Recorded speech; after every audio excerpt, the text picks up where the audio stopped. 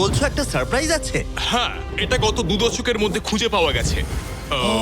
ও কি? এটা একটা মৃত ব্যক্তির মুখোশ। এটা হলো একটা স্নেক কিংডমের রাজার মুখ। মায়ানরা এইরকম মুখোশ ব্যবহার করত মৃত ব্যক্তিদের সুরক্ষিত রাখার জন্য, যাতে তারা মাটির নিচে সুরক্ষিত থাকে। আমি ধরতে পারি? হ্যাঁ, নিশ্চয়ই। ও, এটা 1000 বছরেরও বেশি পুরনো। হ্যাঁ, তার মানে আমার ঠাকুরদাও বেঁচে ছিলেন না। এটা মিউজিয়ামে কেন রাখা নেই? একটা ইউটিউবার কেন ধরবে? আমার থেকে নিয়ে নাও। ধরো। কাউকে কিছু বলো না। ঠিক আশা আছে, করি আমি বলবে মোটেই না। 20 কোটি মানুষকে এটা দেখাবো না।